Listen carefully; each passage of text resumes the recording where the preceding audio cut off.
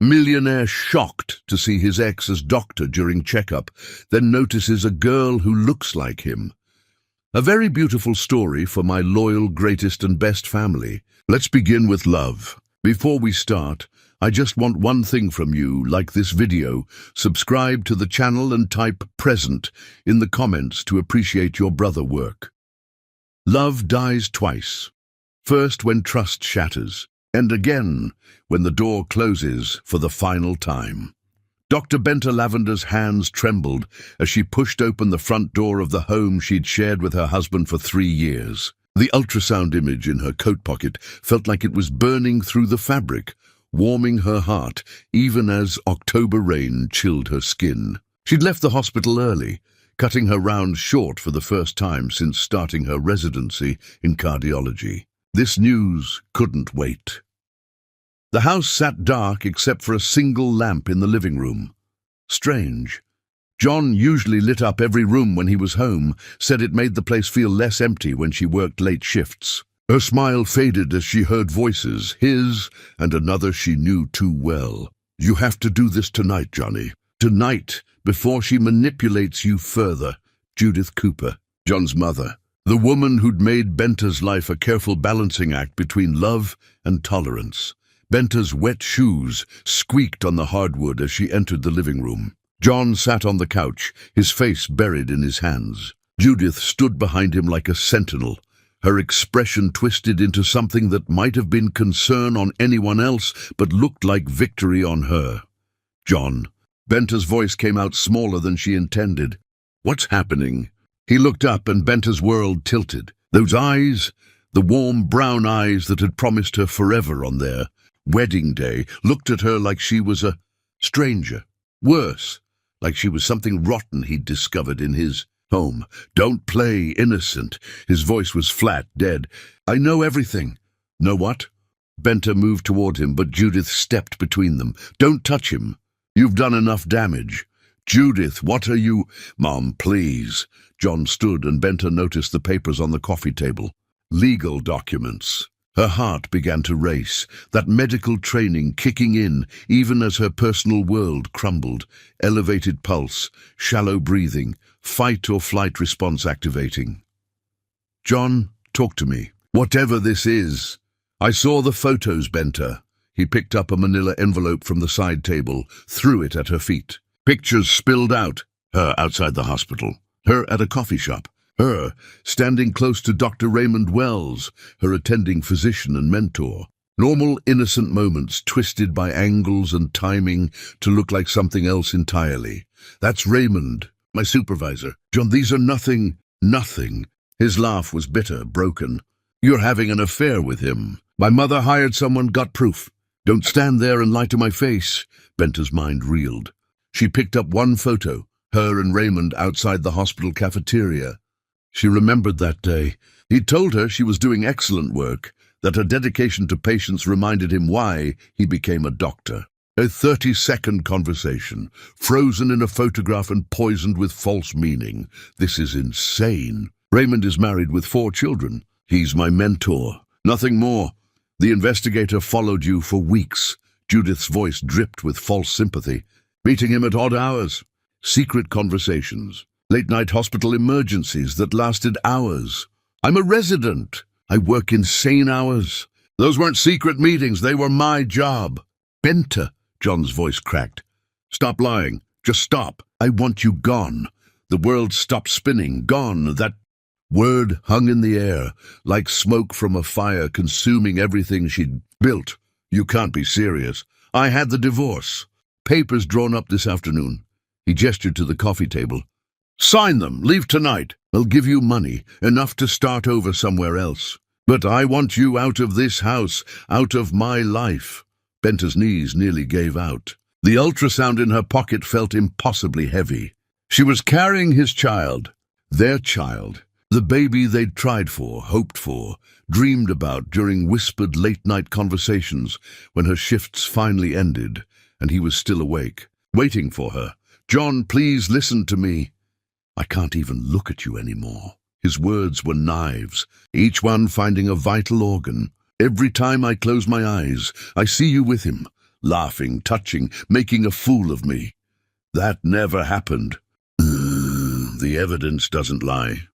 Your mother does. The words exploded from Benta before she could stop them. She whirled on Judith, who stood with her arms crossed, barely suppressing a smile. You've hated me from the beginning. From the moment John brought home a black woman and said he was in love. You've been waiting for a chance like this. How dare you? It's true, and you know it. Benta's voice rose, years of swallowed insults and subtle racism finally breaking free. Every backhanded compliment, every suggestion that John could do better, every reminder that I'm not what you envisioned for your son.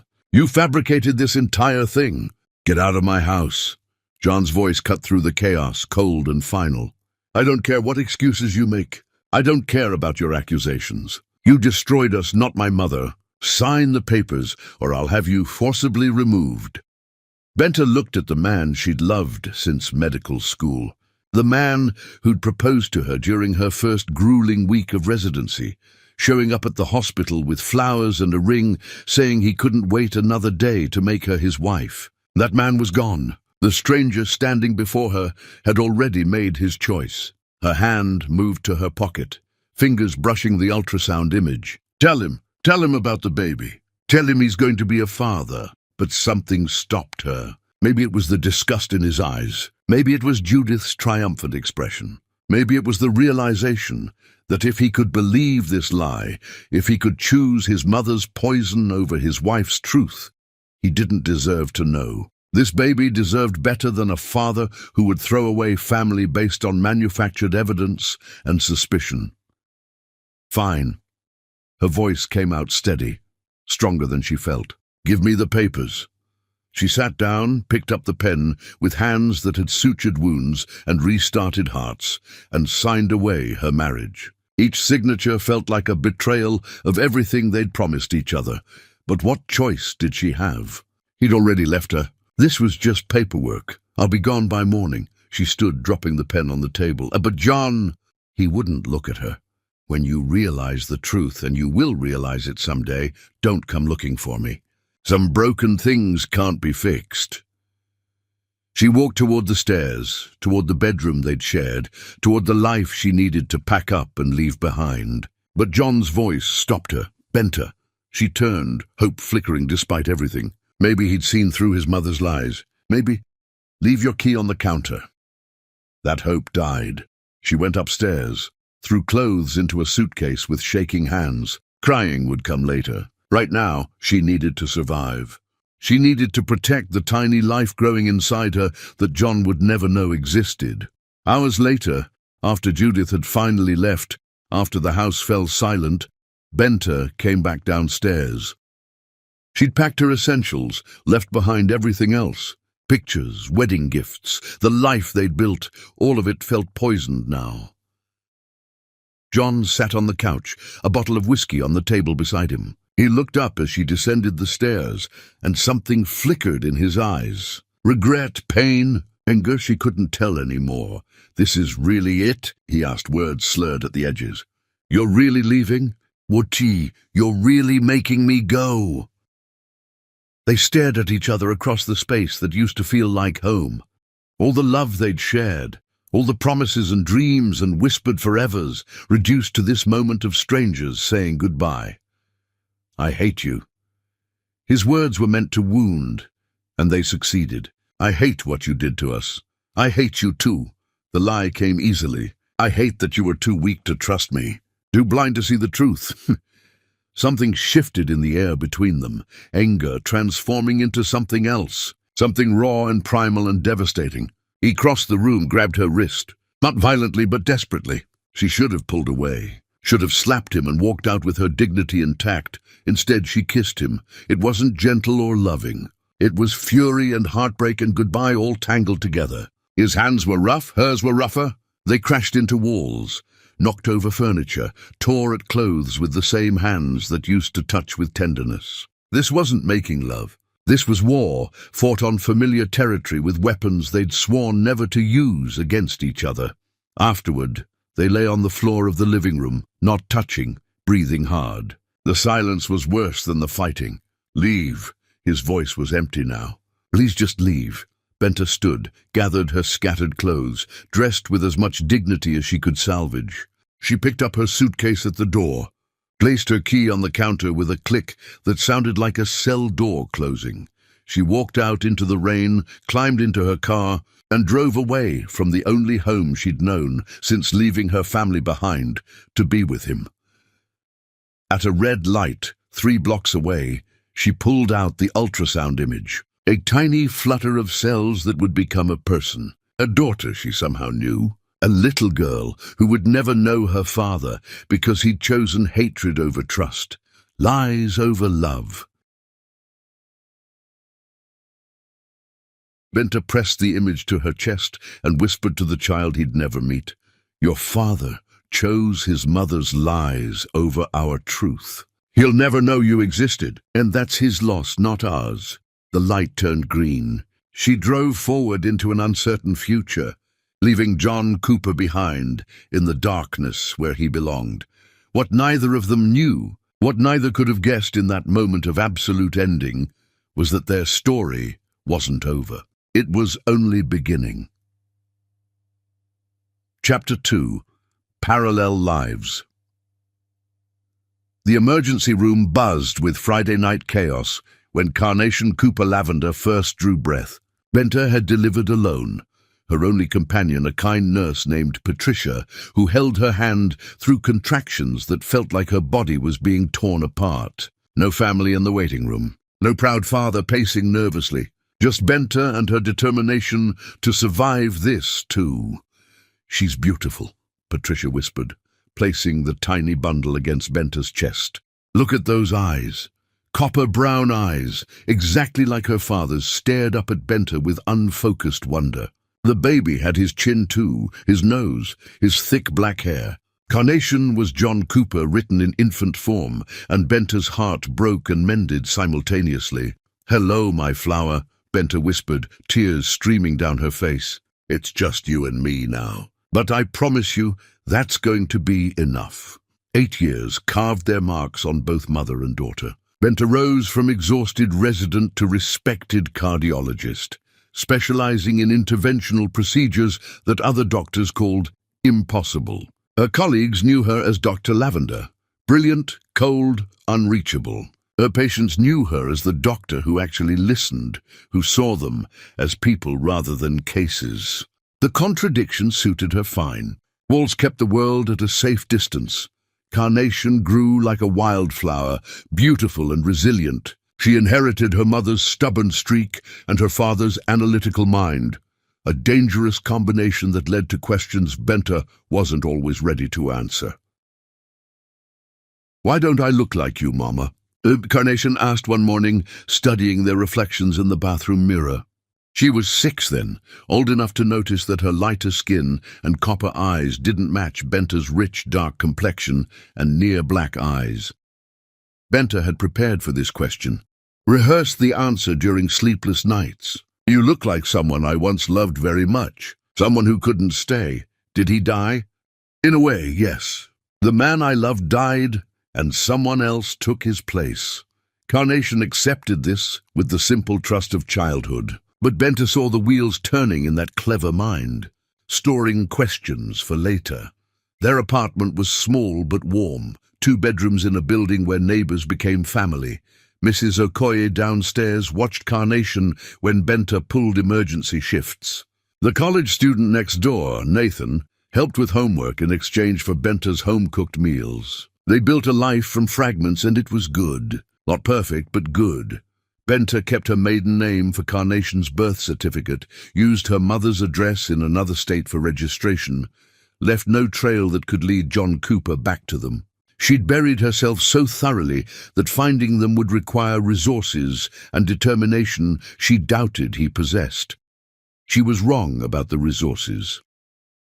Across the city, in a penthouse that felt more like a mausoleum than a home, John Cooper stared at his reflection and barely recognized himself. Wealth had come easily after the divorce. Investments that multiplied, opportunities that materialized, success that meant nothing without someone to share it with. His bank account grew while his soul shrank. He hadn't remarried, hadn't even seriously dated. Every woman he met felt like a poor copy of the one he'd destroyed. His mother had lived another 2 years after the divorce, years he'd spent trying to be the good son she'd always demanded. But something had broken between them that night. He'd seen her smile as Benta signed those papers, a satisfaction that seemed excessive even for a protective mother. The seed of doubt planted itself deep. When Judith Cooper died of a stroke, John found himself at her bedside in the hospital. She'd already been gone for minutes when he arrived. But the nurses told him she'd been agitated at the end, trying to say something important. Going through her papers afterward, settling her affairs, he found the file. Hidden in her home office, tucked behind photo albums, the investigator's real report. Not the fabricated evidence she'd shown him, but the truth. No evidence of infidelial activity. Dr. Lavender maintains strictly professional relationships with all colleagues, including Dr. Raymond Wells. Subject appears devoted to husband, despite mother-in-law's assertions. Recommend closing investigation as no wrongdoing found. Below that, a receipt. Payment for a second photographer, one who specialized in creative documentation for legal purposes. A nice way of saying he staged photos for money. John's hands shook so violently the papers scattered across his mother's desk. She'd paid someone to fake evidence. She'd manufactured the entire affair from whole cloth. She'd destroyed his marriage with lies, and he'd been too blind, too eager to believe the worst, to question her. The following months blurred together. Private investigators searched for Benta but found nothing. She'd disappeared completely, changed her information, left no digital footprint. John stopped eating properly, stopped sleeping through the night. His friends grew concerned. His business partners suggested therapy. He couldn't tell them the truth, that he'd destroyed the only real thing in his life because he'd been too weak to trust his own wife over his mother's poison. He kept Benta's wedding ring in his pocket, a constant reminder of his failure. Sometimes he took it out during meetings, turned it over in his fingers, wondered if she ever thought about him. Probably not. Probably she'd moved on, found someone worthy of her, built the life he'd denied her.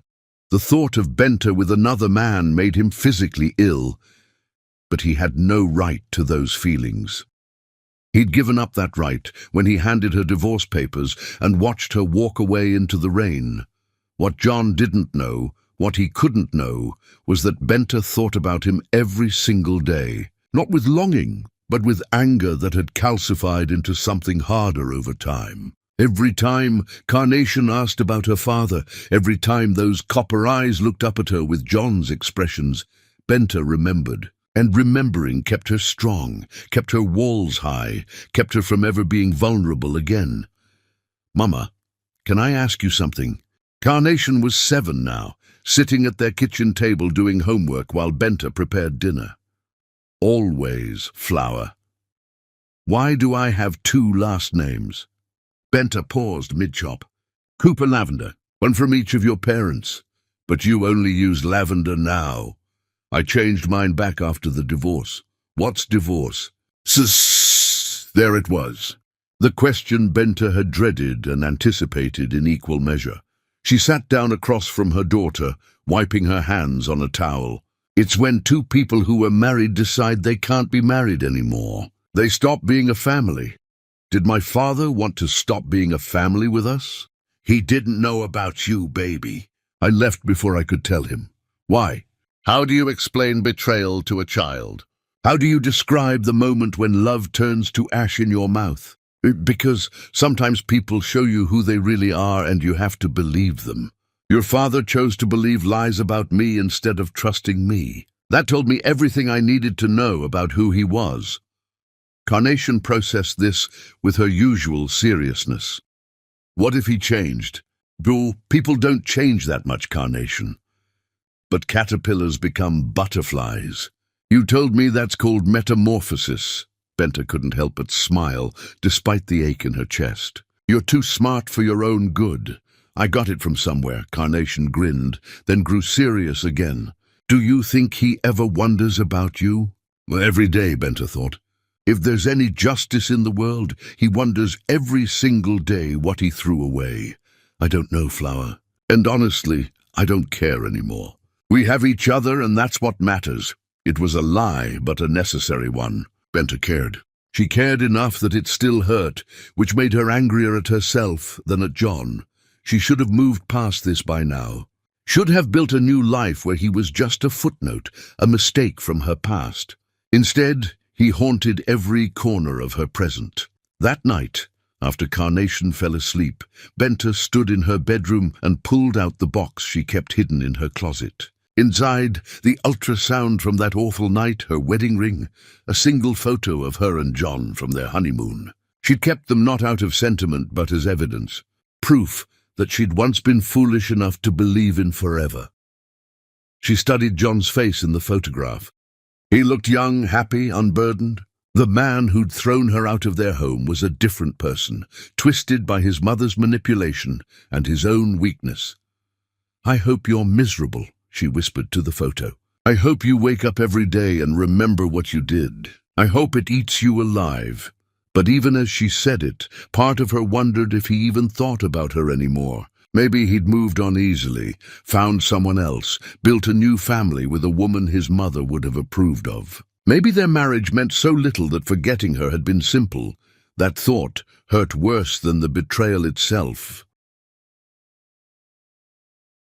Benta put the box away, climbed into bed, and stared at the ceiling until sleep finally claimed her. In her dreams, she was back in that living room, signing divorce papers while her heart shattered. But this time, when she stood to leave, she turned back and told him about the baby. In her dreams, he believed her, begged her to stay, chose her over his mother.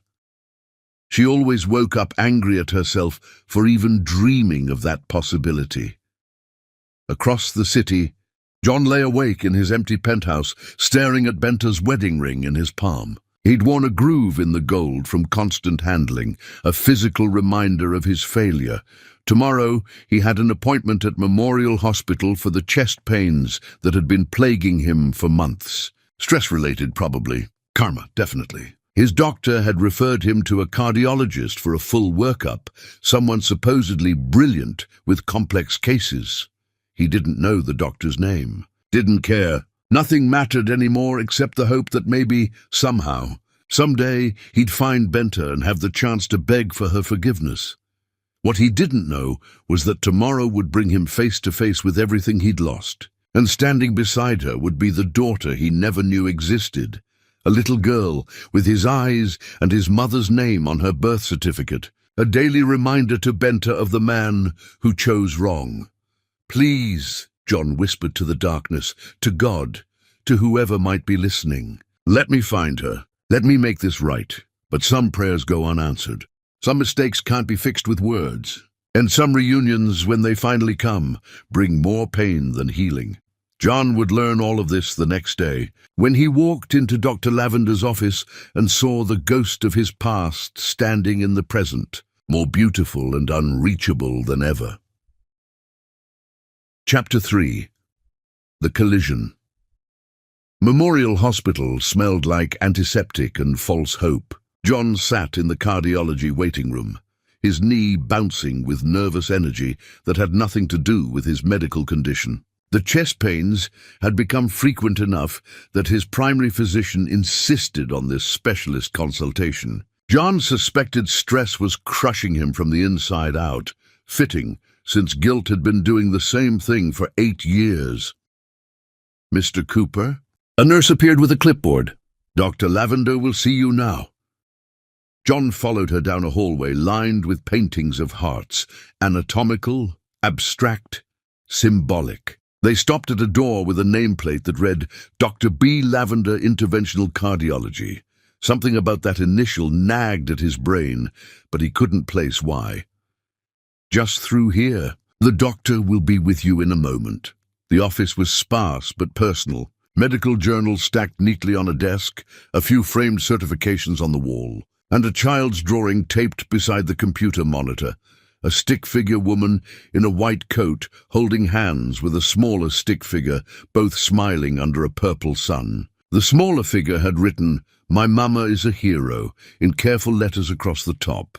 John smiled despite himself. Dr. Lavender was apparently a mother. He wondered if she was married, if she had the family life that should have been his and Benta's. The door opened behind him. "Mr. Cooper, I apologize for the wait. I was just finishing with another patient." John turned around, and the world stopped spinning. Benta. She stood frozen in the doorway, a patient file clutched in her hands. 8 years had transformed her from beautiful to devastating. Her hair was shorter now, cut in a professional style that framed her face. She wore minimal makeup but didn't need it.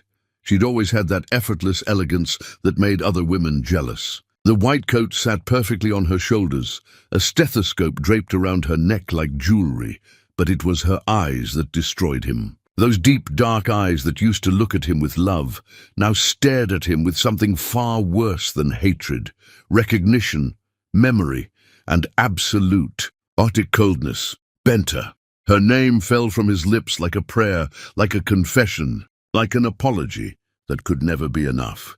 "It's Dr. Lavender." Her voice could have frozen water. She stepped into the office, closed the door with careful precision, and moved behind her desk like she was putting a barricade between them. "Mr. Cooper, you're here regarding persistent chest pain, correct?" "I can't believe, after all this time, your symptoms, Mr. Cooper." She clicked her pen, opened his file, became the picture of professional detachment. "Please describe them in detail." "Benta, we need to talk. We need to do nothing except address your medical condition." She looked up, and he flinched at the ice in her gaze. "I'm your physician today.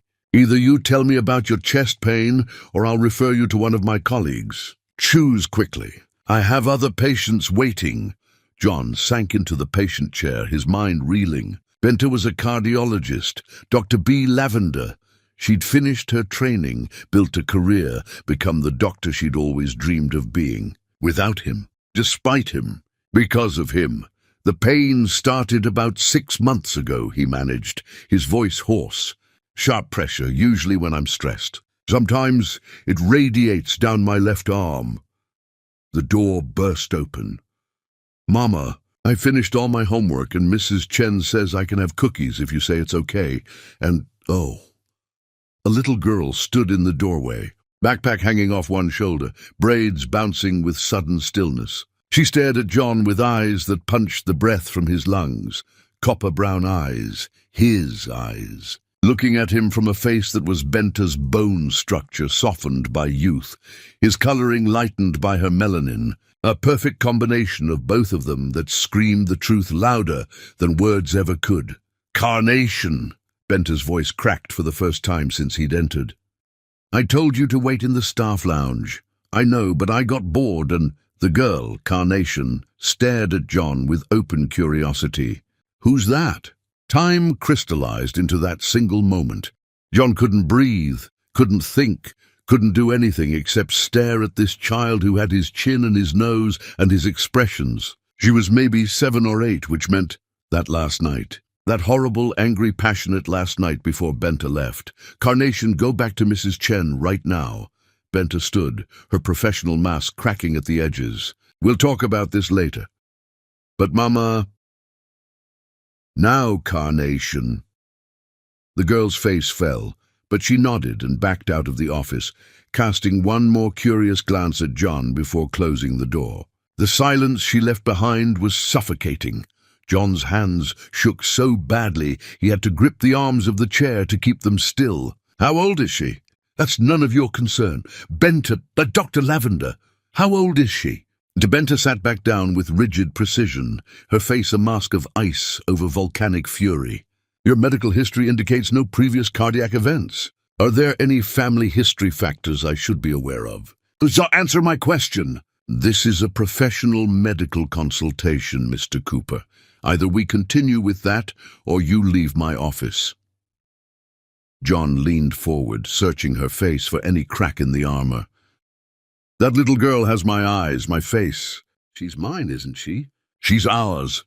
The pen in Benta's hand snapped. Ink bled across the file like a wound opening. She stared at it for a long moment, then raised her eyes to meet his. The rage there could have melted steel. "You have some nerve." Her voice was quiet, deadly. "You throw me out of our home, accuse me of adultery, destroy our marriage with your mother's lies, and now you think you can walk into my office and claim my daughter." "No, our daughter. My daughter." Benta slammed her hand on the desk and John flinched. "You gave up any rights to her the night you handed me divorce papers and looked at me like I was garbage. You don't get to see her for 5 minutes and suddenly decide you're a father. I didn't know you were pregnant because you didn't want to know. You wanted me gone, remember? Out of your house, out of your life. Well, congratulations, John. You succeeded. And I built a beautiful life without you. Benta, please stop saying my name like you have the right to it." She stood, began pacing behind her desk like a caged predator. "You know what the worst part is? I was going to tell you that night. I came home early from the hospital, had the ultrasound in my pocket, was ready to surprise you with the news that we were finally going to be parents. And instead, I found you with your mother and those fake photographs, ready to throw me away like I meant nothing. I know. You know nothing." Her laugh was sharp, broken. "You have no idea what it was like. Being pregnant and alone, working residency shifts while growing a human, delivering her by myself because you'd decided I was a liar and a cheat, raising her every single day while you, what? Got rich, found someone new, forgot I existed." "I never forgot," John's voice cracked. "Not for 1 day, not for 1 hour. Oh, how noble!" Sarcasm dripped from every word. "You remembered the wife you destroyed. Should I be grateful? My mother confessed before she died. The investigation was fake, the photos were staged. I've been searching for you ever since, trying to find you, trying to apologize. Apologize?" Benta moved around the desk now, stopped a few feet from him. Close enough that he could see the flecks of amber in her dark eyes, close enough to remember how she used to look at him before he ruined everything. "You think an apology fixes 8 years? 8 years of our daughter growing up without a father? 8 years of me doing everything alone? I'm sorry." The words felt pathetic, inadequate. "Benta, I'm so sorry. I was wrong, I was stupid, You were exactly what your mother raised you to be, weak, easily manipulated, quick to believe the worst." She crossed her arms. "And you know what? I'm glad, because Carnation deserved better than a father who would throw his family away on circumstantial evidence. Let me meet her, please. Let me know my daughter." "No." The word was final, absolute. "You're not her father, John. You're a stranger who happens to share her DNA. I'm her parent. I've been both parents since before she was born. You don't get to walk into our lives and pretend you have rights here. I have legal rights. Try it." Her smile was dangerous. "Take me to court. Explain to a judge how you divorced your pregnant wife, never bothered to check if she might be carrying your child, and then vanished for 8 years. I have documentation, medical records, proof that I tried to reach out after she was born and you'd changed your number. Let's see how that plays out for you." It was a lie. She'd never tried to reach him, but John didn't know that. The bluff worked. He sagged back in his chair, defeated. "I've spent 8 years looking for you," he said quietly. 8 years trying to make this right. Some things can't be made right. They're just broken forever." Benta moved back behind her desk, the professional mask sliding back into place. "Now, Mr. Cooper, I'm referring you to Dr. Phillips down the hall for your cardiac consultation. I can't treat you in good conscience given our personal history." "Benta, this consultation is over." She picked up her phone, dialed an extension. "Yes, this is Dr. Lavender. I need a patient transfer to Dr. Phillips, stat. Personal conflict of interest." She hung up. "Someone will escort you out." John stood on shaking legs. This couldn't be it. He'd found her, found their daughter, and she was sending him away like he was nothing. Like he meant nothing. "I'm not giving up." The words came from somewhere deep, some place that refused to accept defeat. "I lost you once because I was blind. I'm not losing you again. You already lost us, John. 8 years ago. You just didn't know it until now. The door opened. A nurse appeared to escort him out. John moved toward the exit but turned back one last time. Benta stood framed by the window, sunlight making her seem almost ethereal, untouchable. I loved you, he said. I never stopped. Love isn't enough when trust is gone. She turned away from him, dismissing him as completely as he'd once dismissed her. Goodbye, Mr. Cooper. I hope Dr. Phillips can help with your heart condition. But I'm not a miracle worker. Some broken hearts can't be healed. The door closed between them with a soft click that sounded like a cell door locking. John stood in the hallway, his mind spinning. He had a daughter, Carnation. She was beautiful and bright and everything he'd ever wanted. And she had no idea who he was. Somewhere in this building, his little girl was doing homework, eating cookies, living a life that didn't include him, had never included him, might never include him, but he'd seen her, looked into eyes that were mirror images of his own. That changed everything. He couldn't walk away now, even if Benta wanted him to, even if he deserved to be shut out of their lives forever. He found his way back to the waiting room, sank into a chair, and tried to process the earthquake that had just destroyed and rebuilt his world simultaneously. A child. He had a child. A daughter who looked at him like he was a stranger, because that's exactly what he was. His phone buzzed. A text from an unknown number. Stay away from us. I mean it. Don't make me get a restraining order. John stared at the message, then at the door that led back to the cardiology wing. Behind it somewhere was Benta and Carnation, his former wife and the daughter he'd never met. His family, or what should have been his family if he hadn't been too stupid and broken to deserve them. He typed back, I can't. I'm sorry. I can't walk away this time. The reply came seconds later. Then you'll regret it. I promise you that. I've learned how to fight, John, and I'll fight you with everything I have to protect her from disappointment. John closed his eyes, letting the reality sink in. Benta hated him. She had every right to, but she'd also given him the greatest gift he'd never known he had, a daughter. And that daughter had his eyes, which meant part of him lived in her, whether Benta wanted it to or not. He stood up, walked to the hospital exit, and stepped out into autumn sunshine that felt too bright for the darkness churning in his chest.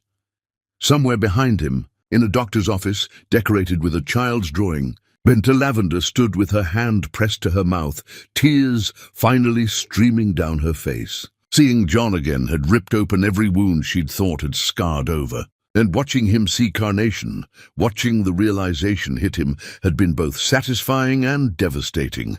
He knew now. The secret she'd carried for 8 years was out, and she had no idea what came next, except that it would be painful. Everything with John had always been painful. Mama. Carnation's voice at the door made Benta wipe her eyes quickly. Yes, Flower? Daisy's... That man. Why did he stare at me like that? Benta knelt down, pulled her daughter into a tight hug, breathed in the scent of her shampoo and innocence. Some people see ghosts in other people's faces. What does that mean? It means you remind him of someone he used to know. Oh! Carnation pulled back, studied her mother's face with those 2 knowing eyes. Were you crying? No, baby, just tired. It was a long day. Can we get pizza for dinner? Anything you want. As Carnation ran ahead toward the exit, Benta followed slowly, her mind already spinning with contingency plans. Restraining orders, custody lawyers, protective measures. She'd built a fortress around them for 8 years. She wouldn't let John Cooper tear down those walls just because he'd suddenly developed a conscience. But deep down, in a place she refused to acknowledge, a traitorous part of her wondered, what if he had changed? What if his remorse was real? Then she remembered his face when he'd accused her of adultery, his voice when he'd told her to leave, his choice to believe lies over love. No, people didn't change that fundamentally, and even if they did, it was too late. The damage was permanent. John Cooper could spend the rest of his life regretting what he'd done. That was the only justice Benta needed. Chapter 4. The Reckoning Begins. John sat in his car across from Memorial Hospital for 3 hours, watching the staff entrance like a man possessed. Every rational thought had evaporated the moment he'd looked into his daughter's eyes. Carnation. Even her name was beautiful, unusual and perfect. He did the math 8 years ago. That last night, he vomited in the bushes. When Benta finally emerged, with Carnation's small hand clasped in hers, John felt something crack open inside him. They walked to an older sedan, climbed in, and drove through progressively less affluent neighborhoods. He followed at a distance, careful but desperate. They pulled into an apartment complex that had seen better decades. Through a window, John could see shadows moving, Benta and Carnation going about their evening routine. His daughter was growing up in modest circumstances, while he'd been living in a penthouse that felt like a tomb. Guilt crashed over him in waves. If he'd just trusted Benta, if he'd just questioned his mother's evidence, if he'd been less of a coward, they could have had everything. He spent the night in his car, watching their apartment like a guardian angel who'd arrived too late. When morning came, he watched Carnation emerge in a school uniform, backpack bouncing, as she skipped alongside Benta. She was so animated, so full of life. His daughter was growing up happy despite his absence, which should have been comforting, but somehow made everything worse. The next day, John returned to the hospital and intercepted Benta before she reached her car. "We need to talk." Benta spun around, recognition turning to fury in seconds. "Are you following me? Please, just 5 minutes." "No." She pulled out her phone. "I told you to stay away. I will call the police right now if you don't leave. I just want to understand. Please, Benta, help me understand how this happened." "How it happened?" Her laugh was bitter. "You want a biology lesson? When two people who hate each other have one last hate-filled encounter, sometimes consequences occur. Is that clear enough?" "I meant, why didn't you tell me?" "Tell you?" She stepped closer, jabbing a finger at his chest. "Tell the man who just called me a lying cheat? Tell the husband who threw me out at his mother's demand? Tell the person who looked at me with such disgust that I wanted to die? Why exactly should I have told you anything?" "Oh, because it was my child too." "No." The word cracked like a whip. "She was a cluster of cells when you ended us. She became a child when I went through hell alone to bring her into this world. You didn't earn anything except the right to be forgotten. I would have stayed if I'd known, stayed out of obligation." Benta's eyes blazed. "Stayed while resenting us both? No, thank you. Carnation deserved better than a father who stayed out of guilt. My mother confessed before she died. She paid someone to stage those photos. There was never any affair. I've been searching for you ever since." "Oh, how noble," she clapped mockingly. "You figured out you destroyed an innocent woman and thought an apology would fix it." "I rebuilt my entire life from nothing, John, nothing. I was pregnant, divorced, and alone. Do you know how many apartments wouldn't rent to me because I was a single mother? How many people assumed I was some tragic statistic? Dade." Tears streamed down her face now, years of suppressed pain finally erupting. "Do you know what the worst part was?" Her voice cracked. "I loved you so much that even after everything, I still hoped you'd realize your mistake. I was pathetic enough to hope for that for months, while my belly grew with your child. I tried to find you. Not hard enough. If you'd really wanted to find me, you would have. And you know why I succeeded? Because you didn't actually try that hard. Because some part of you was relieved I was gone. The accusation hit home because it was partially true. Only later, when the truth emerged, had genuine regret set in." "You're right," he admitted quietly. "I didn't try hard enough at first. But after my mother confessed, I spent every resource I had trying to find you. I didn't want to be found." Benta wiped her face roughly. "Better to let her think you were just gone than to risk you disappointing her the way you disappointed me. Let me prove I've changed." "No." She pulled her car keys from her pocket. "She's happy, well-adjusted, loved. I won't let you disrupt that because you need to assuage your conscience." She got in her car and drove away. leaving John standing in the parking lot with the weight of 8 years crushing down on him. His phone buzzed. An email from the private investigator he'd hired years ago. The subject line read, "You might want to see this." Inside was a link to Carnation's school website, a class photo. His daughter smiling at the camera, missing a front tooth, eyes full of joy. Below the link, a message. "Found this while doing unrelated research. Thought you'd want to know. Hawthorne Elementary." John stared at the photo. He knew where she went to school. He shouldn't use that information. Shouldn't go anywhere near her school. But instead, he saved the email and put Hawthorne Elementary's address into his GPS. Some mistakes compound themselves. Some bad decisions lead to worse ones. And sometimes, a man who's already lost everything convinces himself he has nothing left to lose. Chapter 5. The Siege. Carnation noticed the crying man first. She was 7 years old and observant. The man appeared outside her school for 3 days, standing across the street beneath the oak tree, watching but never approaching. She had a nice face when he wasn't crying. "Mama, there's a man who watches us," she mentioned casually while they walked to the car after school. Benta's entire body went rigid. "What man, Flower?" "The one under the tree. See? He's there again." Benta turned, and even from across the street, John felt her fury like a physical blow. She grabbed Carnation's hand and dragged her to their car. "Stay away from us," she shouted, loud enough that other parents turned to stare. "I will call the police." John just stood there, soaking in every second he could see his daughter. Carnation peered at him through the car window, her face pressed to the glass with curiosity. He lifted his hand in a small wave. She waved back before Benta noticed and pulled her away from the window. That night, John's phone buzzed with a message from an unknown number. "If you show up at her school again, I'm getting a restraining order. This is your only warning." He should have listened. Instead, he showed up the next day, and the day after that. He'd sit in his car down the street, watching their windows light up as evening fell. Sometimes he'd see Carnation's silhouette as she moved past the curtains. Once he saw her dancing to music he couldn't hear, spinning in circles with her arms out like a bird.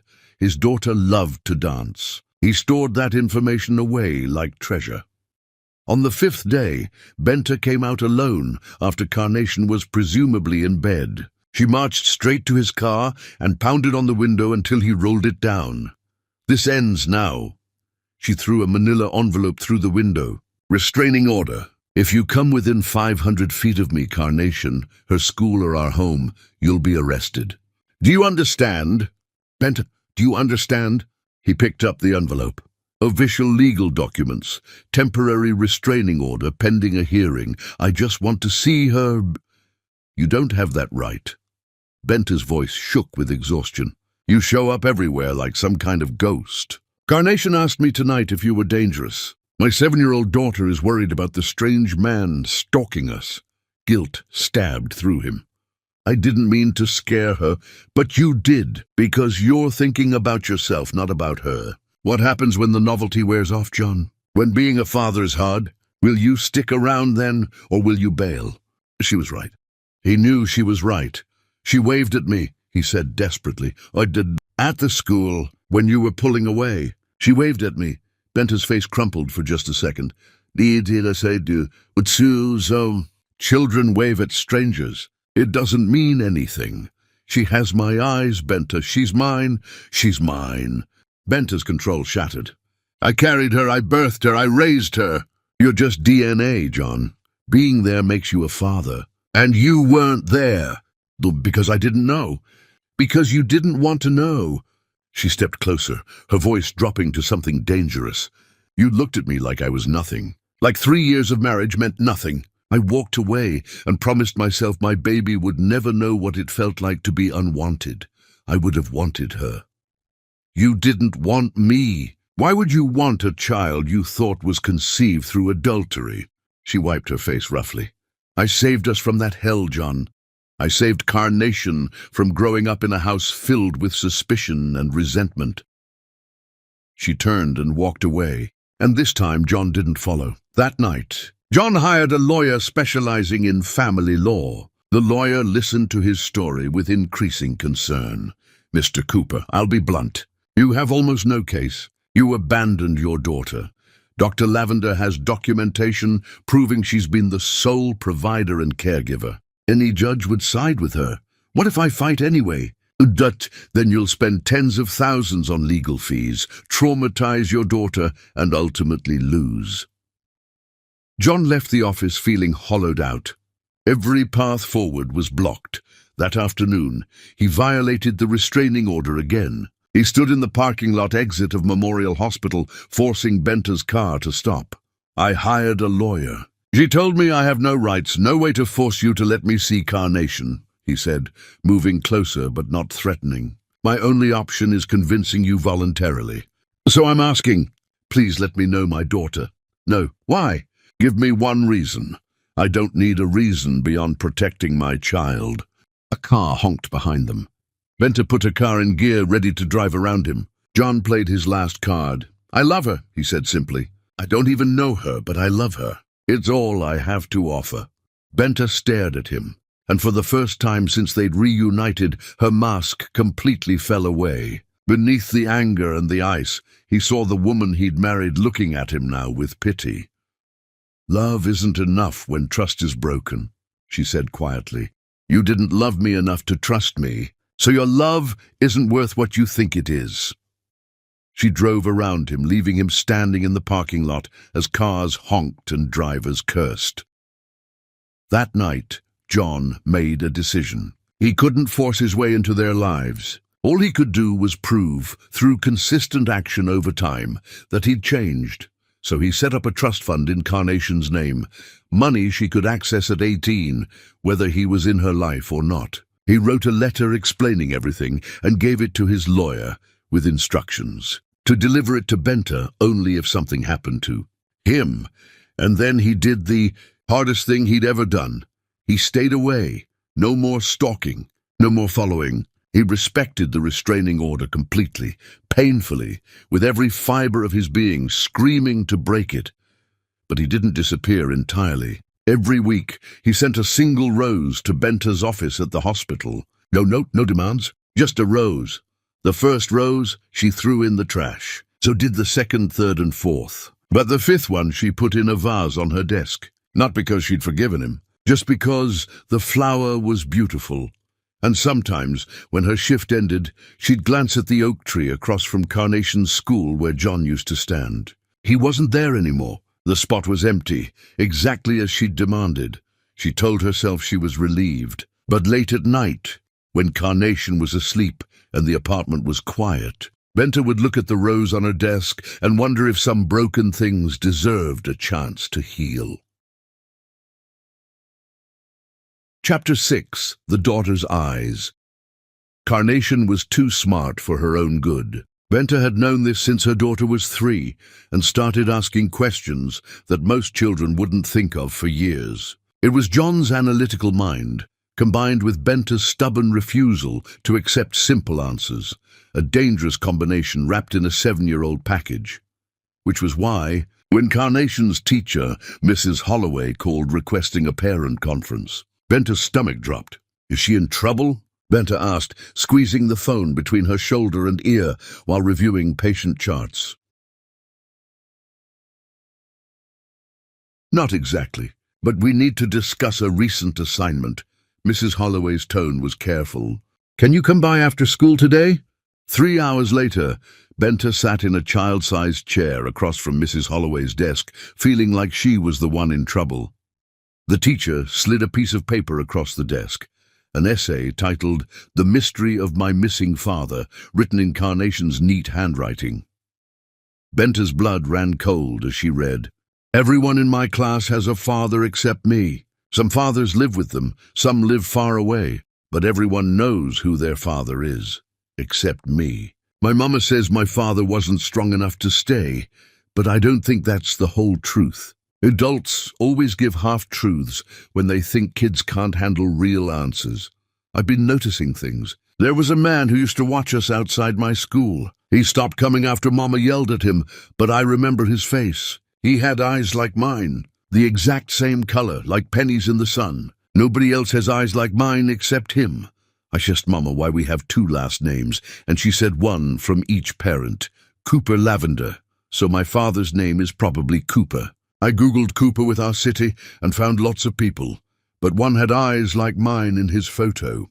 John Cooper. He looks sad in pictures. I think the man watching us was my father. I think Mama is protecting me from something, but I don't know what. Maybe he did something bad. Maybe he hurt her. But if he's sorry now, shouldn't that matter? Mama always tells me everyone deserves a chance to apologize and change. I want to know who my father is. I want to know if he thinks about me. I want to know if I got my eyes from him or if it's just a coincidence. I want to know why he left and if he misses me. Mrs. Holloway says this is an exploratory narrative assignment where we practice asking questions. My question is, does knowing the truth always make things better? Or are some truths better left alone? Benta's hands trembled as she set down the paper. Her brilliant, observant daughter had pieced together the mystery Benta had tried so hard to hide. She's very bright, Mrs. Holloway said gently, and clearly processing some complex emotions. I thought you should know before she starts researching further on her own. Thank you, Benta's voice came out hollow. I'll talk to her.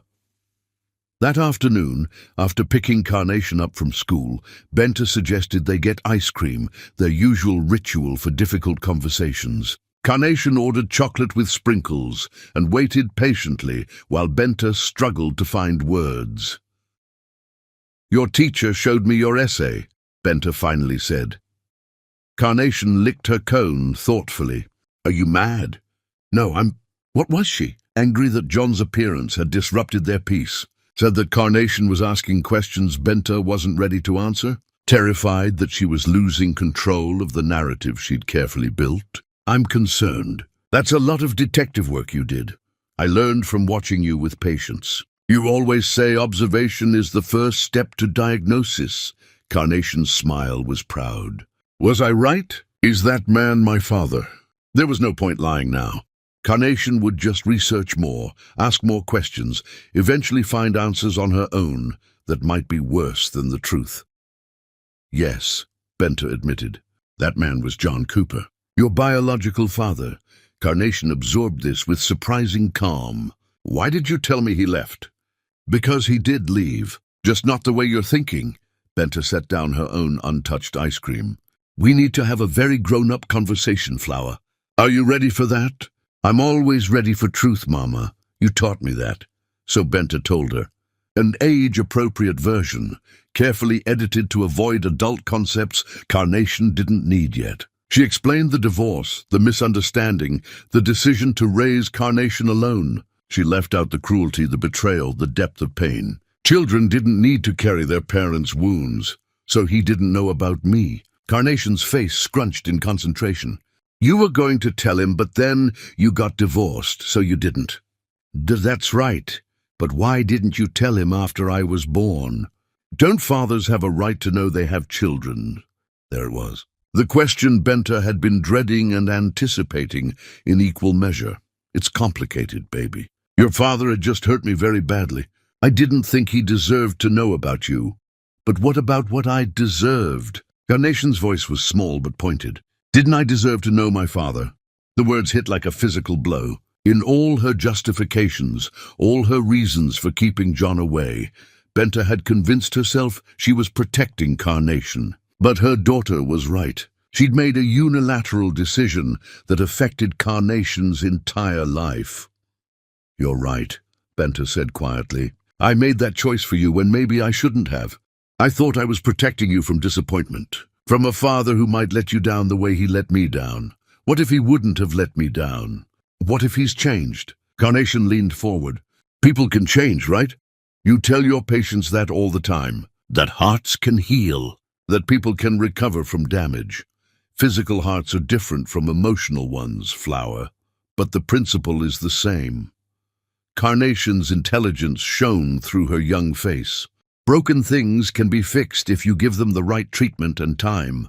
Benta wanted to argue, wanted to explain that some breaks were too severe, some damage too extensive.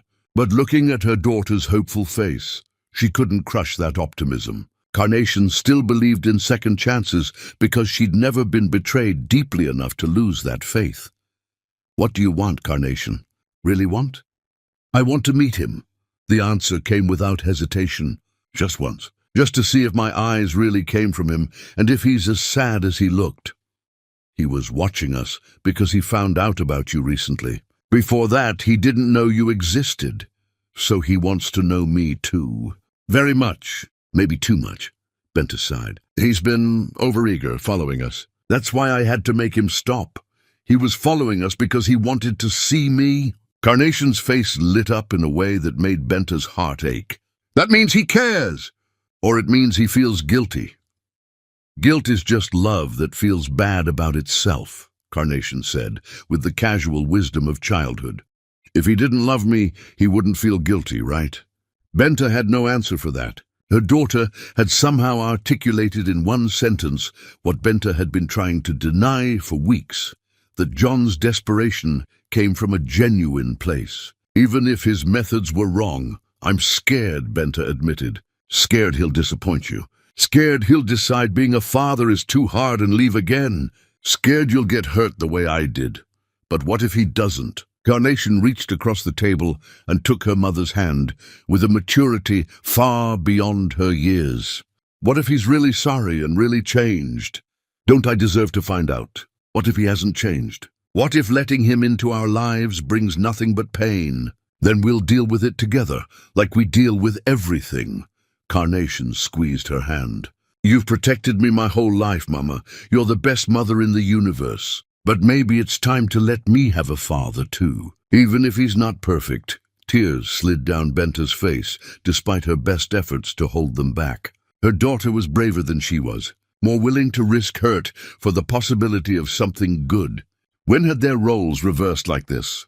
"I need time to think about it," Benta said finally. "This isn't a decision I can make quickly. There are legal things to consider, boundaries to set, rules to establish. I won't just let a stranger into our lives without protection. He's not a stranger. He's my father. Biology doesn't automatically make him safe, Carnation, but curiosity makes me want to try." Carnation tilted her head. "Do you still love him, Mama?" The question caught Benta completely off guard. "What? No, of course not. Then why do you still get so mad when you talk about him?" "My teacher says we only get really angry at people we once really loved. Out of the mouths of babes." Carnation had identified the central truth Benta had been avoiding, that her fury toward John was proportional to how deeply she'd once loved him. Indifference would have been healthier. Rage meant the wound was still open. "I used to love him very much," Benta admitted. "But that love died when he chose not to trust me. Can dead things come back to life? Not in real life, Flower. What about in metaphors?" "You use metaphors all the time," Carnation grinned. "You say hearts that stop can be restarted. Maybe love that dies can be restarted too. I don't think that's how it works. Have you tried?" No, she hadn't. She'd built walls and cultivated anger and convinced herself that protection was better than vulnerability. But Carnation was asking her to reconsider, to at least explore the possibility that forgiveness might be healthier than perpetual rage. "I'll think about it," Benta said, "about letting him meet you under strict supervision. But I'm not promising anything about me and him. That part is dead and buried, Flower. Even if I let him be your father, he'll never be my husband again. That's okay. One parent is better than none." Carnation's smile was pure sunshine. "Thank you, Mama, for considering it. For being brave enough to maybe give him a chance." "You're the brave one," Benta corrected. "I'm just the one who's terrified." They finished their ice cream in comfortable silence, but Benta's mind raced. Could she really do this? Let John Cooper back into their lives after everything he'd done? Risk Carnation's emotional well-being on the hope that he'd changed? The alternative was watching her daughter grow up with questions that would eventually turn to resentment, wondering if her mother had kept her from a father who might have loved her. That was its own kind of damage, just slower and more insidious. That night, after Carnation went to bed, Benta found herself staring at the most recent rose John had sent. She'd been throwing them away again after that brief moment of weakness. But her secretary had rescued this one from the trash and put it on her desk anyway. He's persistent. I'll give him that, her secretary had said. Romantic too. Most men give up after the first rejection. But John wasn't giving up. He was respecting her boundaries while still making his presence known. Still hoping. Still waiting. That took a different kind of strength than the stalking had shown. Benta pulled out her phone and stared at the blocked contact she'd labeled simply him. Her finger hovered over the unblock button. One tap and she could send him a message. Start a conversation that might lead to supervised visits. Give Carnation what she wanted, but what did Benta want? That was the question she'd been avoiding. Did she want John back in her life for Carnation's sake? Or was there a part of her, buried deep beneath the anger and pain, that wanted him back for her own sake too? The thought terrified her more than anything else. She put the phone down without unblocking him. Tomorrow, maybe, or next week, or never. The decision felt too big, too permanent, too fraught with possibilities both beautiful and devastating. In his penthouse across town, John stared at his phone, willing it to ring, willing Benta to reach out, to give him even the smallest opening. He'd kept his promise. No stalking, no violations, no desperation. Just weekly roses and infinite patience. It was killing him slowly. But if patience was what Benta needed, he'd give her that. He'd give her anything if it meant even the slightest possibility of knowing his daughter. He pulled out the photo he'd saved from Carnation's school website. Her gap-toothed smile stared back at him, full of life and joy that existed entirely separate from him. She didn't need him. She had Benta, and Benta was clearly an excellent mother. But maybe, just maybe, Carnation wanted him. And maybe that was enough of a reason to keep hoping. His phone stayed silent that night, and the next night, and the night after that. But 2 weeks later, just when John had started to lose the last shreds of hope, his phone buzzed with a message from an unknown number. We need to talk. Not about us. About Carnation. She wants to meet you. I have conditions. John stared at those words until they blurred with tears. His hands shook as he typed back, anything. Any conditions you want. Thank you. The response came quickly. Don't thank me yet. This isn't forgiveness. This is me doing what's best for my daughter. Remember that. He would. He'd remember every boundary, respect every rule, accept every limitation. Because Benta was giving him something he'd thought was lost forever. A chance. Just a chance. But chances were all anyone ever needed to begin rebuilding what they'd destroyed. Chapter 7. The Breaking Point. The coffee shop Benta chose was deliberately neutral, a chain location halfway between her apartment and John's side of town. Public enough that nothing inappropriate could happen, private enough for a conversation that would inevitably get emotional. John arrived 20 minutes early and ordered a coffee he couldn't drink. His hands shook so badly the liquid sloshed over the rim, burning his fingers. He welcomed the pain. It was real, immediate, better than the anticipation crushing his chest.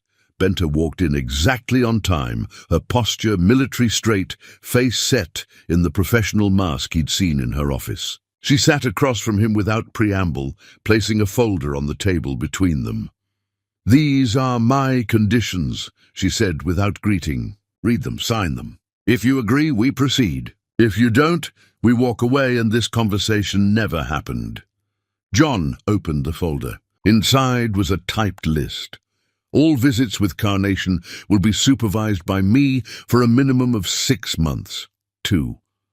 Visits will occur once weekly in public locations. For no more than 2 hours, Coon. You will not attempt to contact Carnation outside of approved visit times. T. You will not speak negatively about me to Carnation, nor attempt to undermine my parenting. You will undergo a background check and provide medical records showing you're mentally and physically capable of interacting with a child. 6.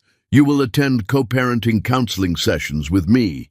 facilitated by a professional therapist. So, at any time, if I determine your presence is harmful to Carnation's well-being, these visits will cease immediately. You will not pursue legal action regarding custody or visitation rights. 9.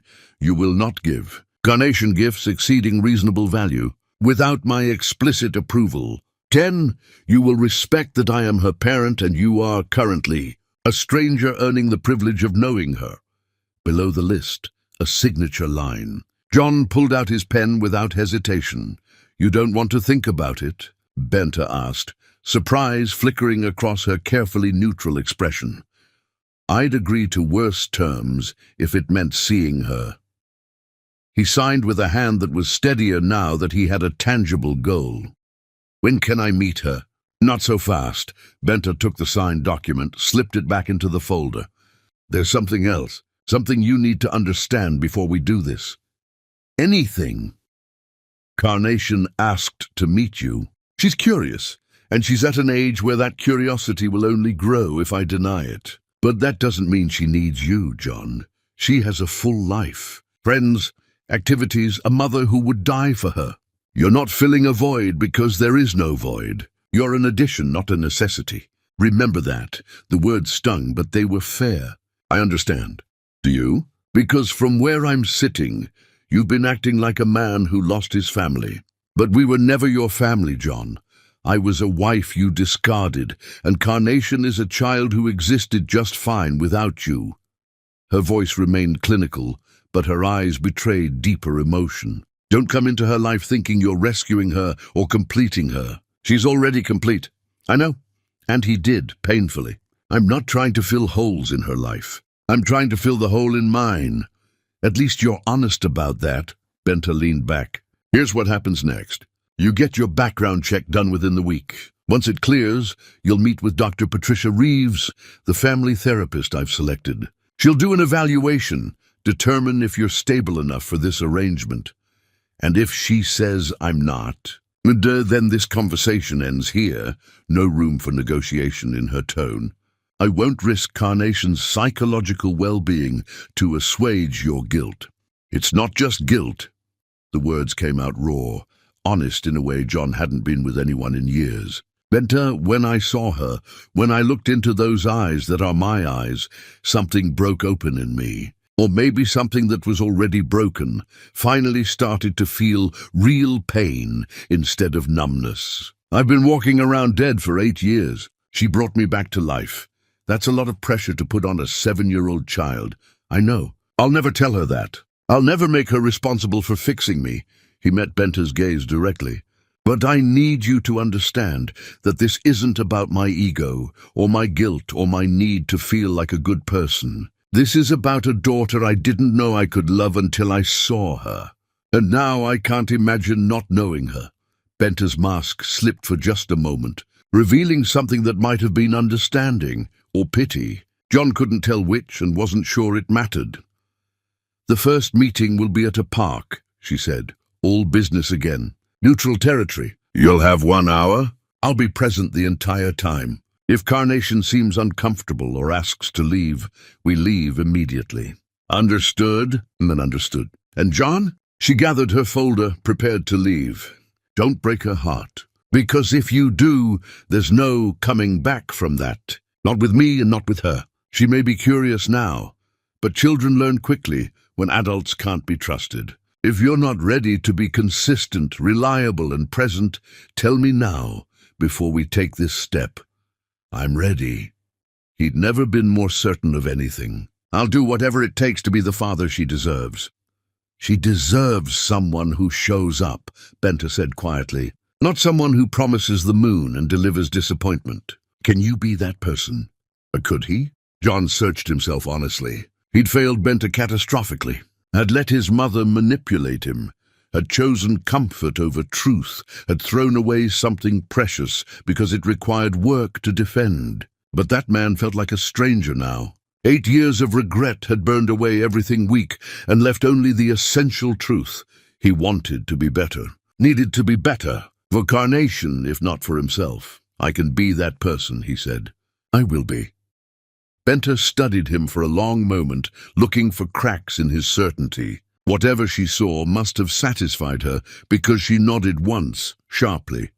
Background check by Friday.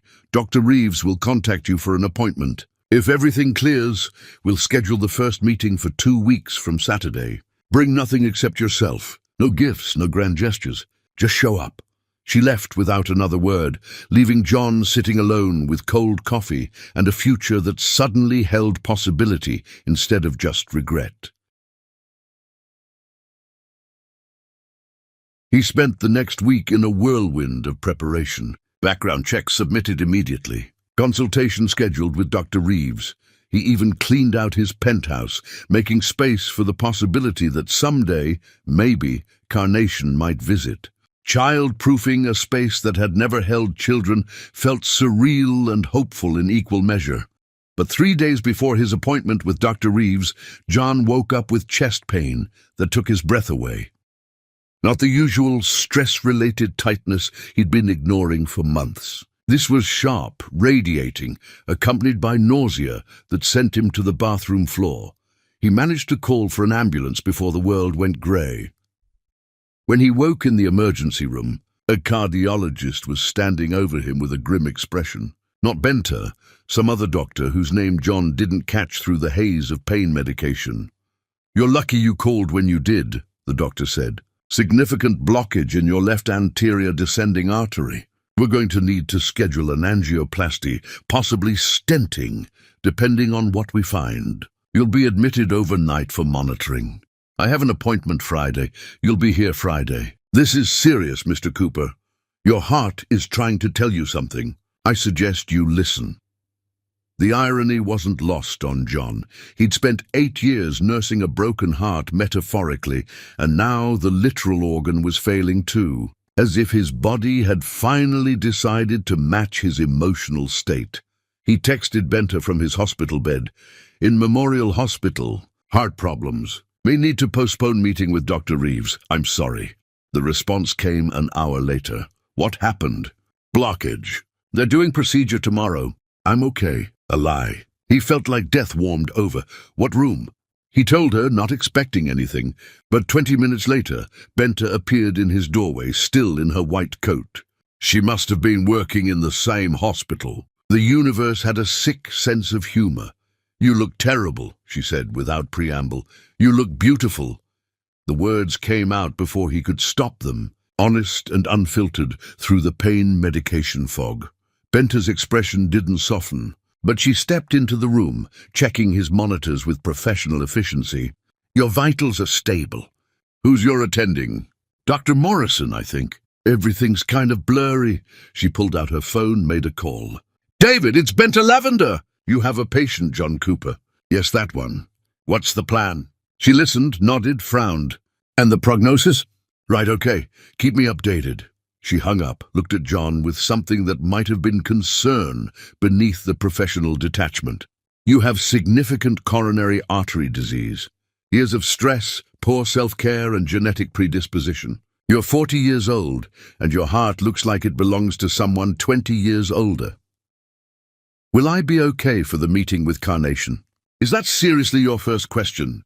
But there was something almost like respect in her voice. "You're not thinking about yourself at all, are you?"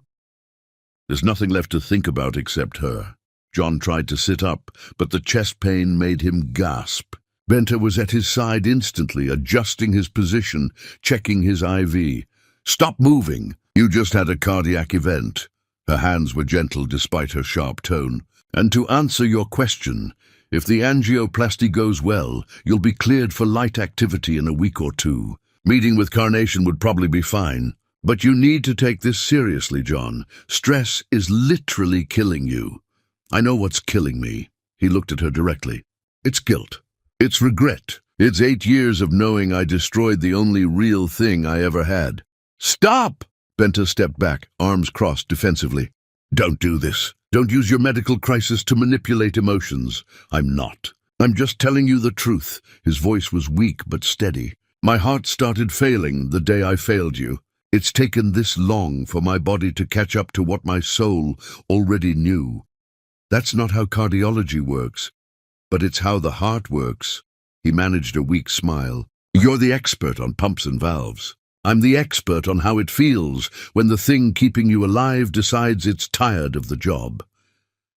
Benta stared at him, and for the first time since their reunion, John saw her mask completely crack. Tears welled in her eyes, though she blinked them back furiously. You don't get to do this, she whispered. You don't get to be sick and vulnerable and make me feel things I've spent 8 years trying to kill. I'm not trying to make you feel anything. I'm just... He gestured helplessly at the monitors, the IV, the hospital room that had become an unwanted confessional. I'm just a man whose heart is broken in more ways than one, talking to the woman who could fix both if she wanted to. I can't fix what you did to us. I know. But maybe you could fix this. He pointed to his chest, where his literal heart struggled to keep rhythm. Be my cardiologist, Benta. You're the best. Everyone says so. If anyone can keep this broken thing beating long enough for me to meet my daughter, it's you. That's not appropriate. Since when do you care about appropriate? You became a doctor while raising a child alone. You built a career while carrying the weight of everything I put on you. You're the strongest person I know, and I'm asking, no, I'm begging, for you to save my life. Not for me, for Carnation. The emotional blackmail was shameless, and John knew it, but desperation had long since burned away his pride. Benta closed her eyes, took a deep breath, made some internal calculation that John couldn't see. When she opened them again, the professional mask was back in place. Fine, I'll take your case. But only because you're right. I am the best, and I won't let you die before Carnation gets the chance to know you properly. She pulled out her phone, started making notes. Dr. Morrison will handle the angioplasty tomorrow, but I'll oversee your recovery and long-term treatment plan. You'll follow every single instruction I give. You'll change your lifestyle completely, and you'll stop using your health as an emotional weapon. I wasn't... Yes, you were. Her look could have cut steel. But it worked, so congratulations. You now have the best cardiologist in the state personally invested in keeping you alive. Try not to waste the opportunity by being an idiot. She turned to leave, but John's voice stopped her. Benta? Thank you. For everything. For letting me try with Carnation. For taking my case. For not hating me quite enough to let me die. She paused at the door, her back to him. I don't hate you, John, that's the problem. Hate would be easier. Hate would be clean. What I feel for you is so much more complicated than that. Then she was gone, leaving John alone with monitors and medication. And the overwhelming realization that he'd just put his literal heart in the hands of the woman whose metaphorical heart he'd shattered. The universe's sense of irony was definitely working overtime. 2 days later, John woke from the angioplasty procedure to find Benta standing at the foot of his bed, reading his chart. She looked exhausted, like she'd been there for hours. The procedure went well, she said without looking up. 2 stents. You should make a full recovery if you follow orders, which means no stress, proper diet, regular exercise, and medication compliance. Will I be cleared for the meeting? In 2 weeks, yes. But John, she finally met his eyes. You need to understand something. This health crisis, it's a warning. Your body is telling you it can't sustain the life you've been living. You need to change everything, not just for Carnation, but for yourself. I will. Whatever it takes. Good. She made another note on the chart. Because she needs a father who will be around for more than just a few supervised visits. If you're going to do this, you need to do it right. Which means living long enough to matter. She left then, professional and distant. But on his bedside table, John found a single flower, a carnation, pink and perfect. No note, but he didn't need one. It was her way of saying, don't waste this second chance. He wouldn't. He'd survive this. He'd be the father Carnation deserved. And maybe, just maybe, if he proved himself worthy enough for long enough, Benta might eventually trust him with more than just his own broken heart. Chapter 8. Fragments of Truth. The Saturday morning sun felt too bright for the weight in John's chest. not physical pain. The stents had done their job. This was pure terror wrapped in anticipation. He was a stranger with matching DNA, hoping a 7-year-old would give him a chance he didn't deserve. Riverside Park sprawled green and ordinary. John stood by the designated bench, checking his watch every 30 seconds. 9:45. He'd arrived at 9. A car pulled into the lot. Through the windshield he could see them. Benter saying something, Carnation nodding, then turning to look directly at him. Even from this distance, those copper eyes found him with unnerving accuracy. They walked over slowly. Carnation held her mother's hand, but her gaze never left John's face, studying him with scientific intensity. When they stopped, the silence stretched like glass about to shatter. "Hello, you must be Carnation, and you must be John Cooper, my biological father."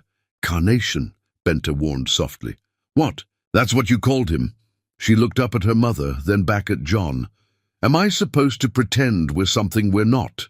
John laughed, a real laugh, the first in years that felt genuine. "No pretending. You're absolutely right. That's exactly what I am. Stranger, man who needs to earn the right to know you." Something shifted in Carnation's expression. Not trust, but curiosity warming into possibility. "Okay, so how do you plan to earn it?" "It's a fair question," John said, kneeling to her eye level. "Honestly, I don't know yet. Maybe we figure it out together. You can ask me anything. Test me. See if I'm worth your time." Carnation tilted her head, a gesture so achingly familiar John's throat tightened. He'd done that exact movement his entire life. "Do you have any other kids?" "No, you're my only child. Have you been married to anyone else?" "No, and I'm not married now." "Why did you believe those fake pictures instead of trusting my mom?" The directness stole his breath. Benter made a small sound of protest, but Carnation pressed on. "If you loved her, why didn't you believe her?" This was the test. Could he be honest with a child about adult failures? "'Cause I was weak, scared. I let someone I trusted tell me lies that were easier than trusting something that required work. That's stupid." Yes, it was incredibly stupid. "So, why should I trust you?" "You shouldn't. Not yet." John felt Benter's surprise. "Trust is earned through consistent action over time. So I'm here to start earning it, however long that takes." Carnation studied him. "Do you ever tilt your head when you're thinking really hard?" The question caught him off guard. "Yes, all the time. Why?" "Because I do that too. I always wondered where I got it from." A small smile. "I got it from you." The simple statement hit like a physical blow. This child carried pieces of him in her gestures. "I'm sorry," he said, voice breaking. "I'm so sorry I wasn't there. It's okay. Mama says people make big mistakes. But mistakes can be learned from if the person really wants to change. I want to change. I have changed. I'll prove it to you." "Okay, can we go play on the swings now? This talking is making me nervous."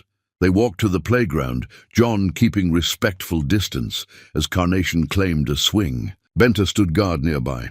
John hung back, content to observe his daughter pumping her legs, flying higher with each arc. "She's amazing," he said softly to Benter. "I know." No warmth in Benter's voice, but no ice either. "She's too smart for her own good." "She got that from you." "And the stubbornness from you." A pause. "She's been researching you, looking up your name online."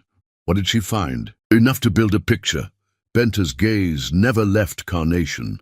"She asked me if you were a good person. I said you made terrible choices, but maybe you were trying to be better." "Don't make me a liar, John." "I won't." After an hour, Carnation returned. "I'm thirsty." John bought apple juice from the snack cart. They sat on the bench together, Carnation in the middle, parents on either side like bookends. "Can I ask you something else?" Carnation sipped thoughtfully. "Always. Do you think about me when we're not together?" The question was so vulnerable, so clearly the heart of what she really wanted to know. Every minute of every day. "Whether you're happy, what makes you laugh, what scares you. I think about all the moments I missed and all the ones I hope I'll get to see. Mama cries sometimes at night. She thinks I'm asleep, but I hear her. Is she crying about you?" Benter stiffened. Carnation, that's private. If she's still crying about you after all this time, that means she still cares. Maybe there's hope for fixing what got broken?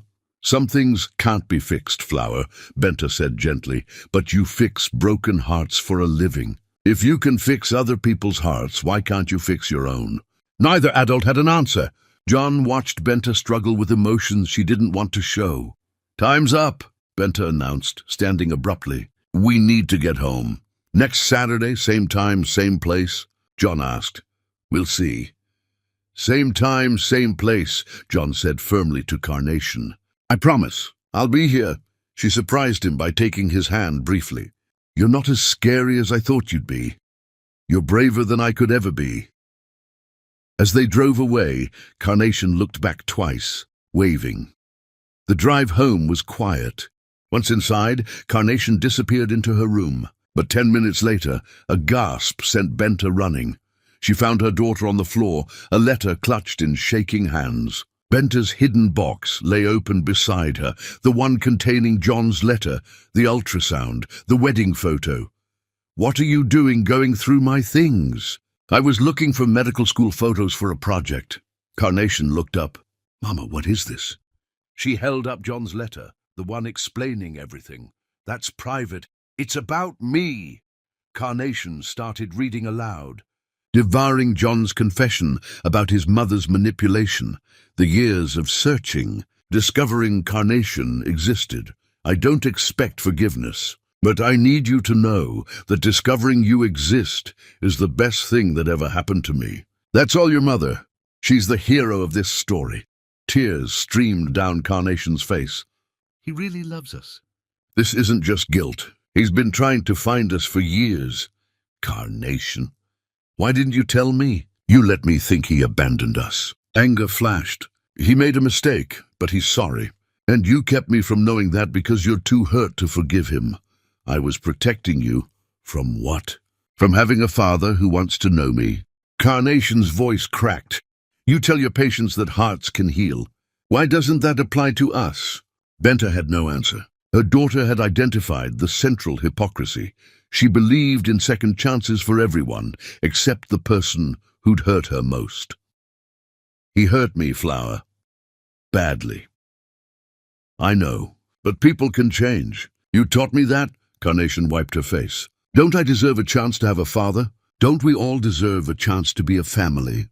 We are a family, you and me, but what if it could be more? Carnation's question was devastating. What if broken could become whole again? Benta's phone buzzed. A text from John. Thank you for today. It meant everything. I'll be there next Saturday. I promise. She showed it to Carnation, who smiled through tears. See, he keeps his promises now. One promise doesn't erase years of broken ones. No, but it's a start. Carnation took her mother's hand. Give him a chance, Mama, a real one. Because I think you're still in love with him, and that's why you're so scared. The words hit like a cardiac arrest. Was Carnation right? I need time to think about this, Benta managed. Okay, but don't take too long. Life's too short to waste on being angry when you could be happy instead. Benta pulled her daughter into a hug. When did you get so smart? I learned from watching you fight for other people's hearts. Now I'm fighting for yours. That night, Benta reread John's letter. Then the old wedding photo. That girl looked so happy, so naively confident that love would conquer everything. That girl was dead. But maybe the woman who remained could learn to risk her heart one more time. Her phone sat on the table, John's message still on screen. Her thumb hovered over the reply button. She didn't respond, but she didn't delete the message either, and that was something. A crack in the armor. Across town, John stared at his phone, hoping for a response that didn't come. But he'd learned patience. He'd show up next Saturday, and every Saturday after until Benta either opened her heart or closed it permanently, because Carnation was worth the wait. And somewhere, buried beneath 8 years of rage and pain, the woman he'd loved was worth fighting for, too. Chapter 9. The Vigil. The second visit went better, and the third, By the fourth Saturday, Carnation ran to John the moment she saw him, chattering about her week. Benta watched from her protective distance, walls still high, but showing more cracks. John learned his daughter through these careful encounters. She loved dinosaurs but hated spiders, could recite the periodic table but struggled with spelling, wanted to be a veterinarian because animals don't lie or hurt each other on purpose like humans do. That last one hurt. "Tell me about when you and Mama first met," Carnation requested during their fifth visit, swinging between them as they walked. Benta had finally agreed to walk together instead of hovering, progress, however small. "We met in medical school," Benta answered before John could. "Lab partners. Love at first sight?" "More like irritation at first sight," John admitted. "Your mother was too smart and made me look bad." "I was not." "You were." He smiled at the memory. "You corrected the professor on the third day. I thought you were showing off. I was right, though. You were always right. That's what irritated me. But somewhere between anatomy and graduation, irritation became respect, became friendship, became love." "When did you know you wanted to marry her?" John glanced at Benta, saw the walls come back up. But he answered honestly. "The first time I saw her with a patient. There was this elderly man terrified of his heart surgery. Your mother sat with him for an hour after her shift ended, just talking. She had all this knowledge and skill, but what made her special was how much she cared." "That's still true," Carnation said proudly. "She's still my hero, even if I'm not hers anymore." Benta looked away, but not before John saw tears forming. The visits continued. 6 weeks, 7, 8, John showed up early every time, never missed once. He learned Carnation's quirks and fears and dreams, learned how to make her laugh with terrible dad jokes, learned that she was brave and brilliant and better than he deserved. And slowly he learned Benta again too, how she still took her coffee black with too much sugar, how she rubbed her left temple when stressed. All the small intimacies came flooding back, and with them the devastating realization that he'd never stopped loving her. "Mama's birthday is next week," Carnation mentioned during their 9th visit. "I'm making her a card, but I'm not good at drawing." "No gifts," Benta interrupted sharply. "We agreed, but that night John drew anyway. Not a card, just a picture. Benta and Carnation together, surrounded by anatomically correct hearts, with chambers and valves labeled. He gave it to Carnation the following Saturday, before Benta arrived. "For your mother. From both of us. If you want to include it with your card, you can." Carnation studied it. "The left ventricle is perfect. That's the chamber that pumps blood to the whole body, right?" "Right, the strongest part of the heart. Like your mother." "Thank you." "She'll pretend not to like it, but she will." When Benta arrived, John noticed her eyes were red. Exhaustion, not crying. She'd pulled a double shift. "Are you okay?" "Fine, just tired. Long week. Maybe we should reschedule." "No!" Carnation and John said simultaneously. Carnation amended. "It's okay, Mama. You can rest on the bench. You don't have to supervise every second." John's proven he's safe. The use of his first name sent warmth through John's chest. "I trust him," Carnation said simply. "Don't you?" It was a test. Benta looked at John, really looked at him, seeing past anger to the man who'd shown up consistently for 9 weeks.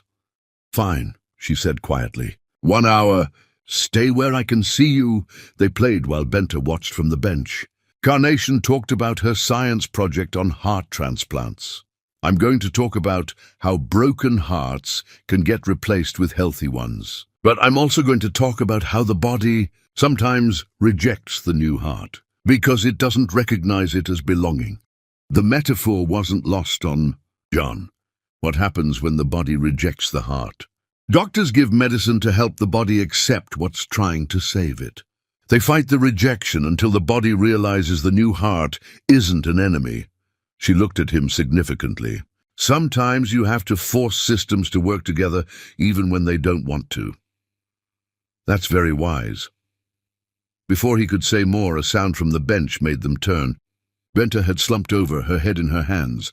"Mama!" Carnation ran over. Mama, what's wrong? Just dizzy. I'm okay. But she wasn't. Pale skin, shallow breathing, trembling hands. When did you last eat? John asked. This morning. Maybe yesterday. She tried to stand and nearly fell. John caught her, and for the first time in 8 years, Benta let him touch her without pulling away. You need food and rest. Now. John got orange juice and a protein bar, while Carnation fussed maternally. Benta drank and ate, color returning. Thank you, she said after finishing. Both of you. We're a team, Carnation announced. Mama John and me. Carnation, I know you're not together, but that doesn't mean we're not a team. The moment stretched, loaded with possibilities.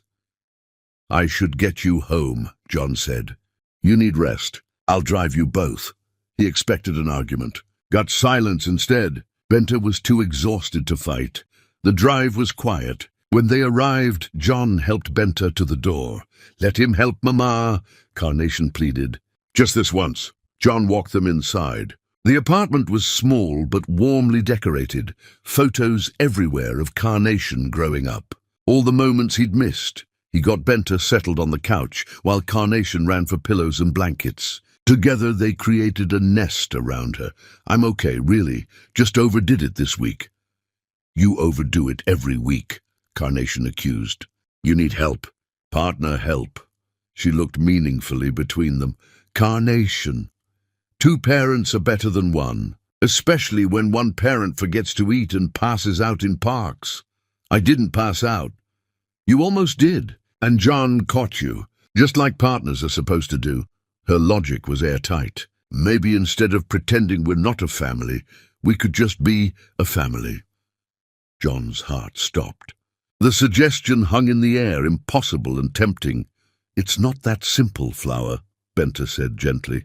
Why not? You trust him with me now. You still love him, even though you pretend you don't. Carnation's bluntness was devastating. Everyone can see it except you. Carnation, that's enough. But Carnation pressed on, tears forming. I just want us to be happy. All of us, together. Is that so wrong? John knelt beside her. It's not wrong at all, but your mother and I have a lot of history to work through. But it can be fixed with time and effort, right? That's what you tell patients, Mama. Hearts aren't relationships. They're exactly the same. Carnation was crying now. You fixed John's broken heart with surgery. Why can't you fix your broken heart with him? The room fell silent except for Carnation's sobs. Benta pulled her close. I should go, John said quietly. No! Carnation pulled away. Please don't go. Can we just sit here together? Like a normal family? Just for a little while? How could he say no? So they sat. Carnation fell asleep within minutes. Benta's eyes drifted closed soon after. John sat vigil, studying Benta's sleeping face. She was still beautiful. Still everything he'd ever wanted and thrown away. An hour passed. 2. Benta stirred, opened her eyes. You stayed, she whispered. She asked me to. You could have left. I couldn't. Not when she looked at me like leaving would break her heart. He paused. I've broken enough hearts in this family. Benta's eyes glistened. John, I love you. The words escaped before he could stop them. I never stopped. I know I don't have the right to say that, but I need you to know it's true. I'm not asking for anything. I just needed to say it once, because it's the truest thing I know. Tears slid down Benta's cheeks. You can't just say things like that. I don't expect anything. I just wanted you to know that when I look at you, I see the only woman I've ever loved. Whether you forgive me or not, that won't change. She opened her mouth to respond, but movement outside caught John's attention. A man staggering past, then collapsing on the sidewalk. Someone just went down outside, John said, already moving. Call 911. Benta was up instantly. She grabbed her phone while John ran for the door. But the stress, the sudden movement, and his still healing heart proved dangerous. 3 steps from the door, John's chest exploded in pain. The world tilted, his vision grayed. He heard Benta scream his name, felt his knees hit the floor, and then nothing but Carnation crying, Daddy! As darkness claimed him, the word echoed in his fading consciousness. Daddy. It was worth dying for, that word, but he really hoped he wouldn't. Chapter 10. Carnation's Choice. John woke to monitors beeping, antiseptic smell, familiar hospital sounds. His chest ached, but differently, like something repaired rather than broken further. You're awake. Benter sat beside his bed in doctor mode, chart in hand, eyes red-rimmed. Welcome back. How long? 18 hours. Emergency stent for another blockage. You could have died on our living room floor. The memory flooded back. The man outside, his chest seizing, and Carnation's voice, Daddy. Where's Carnation? At school.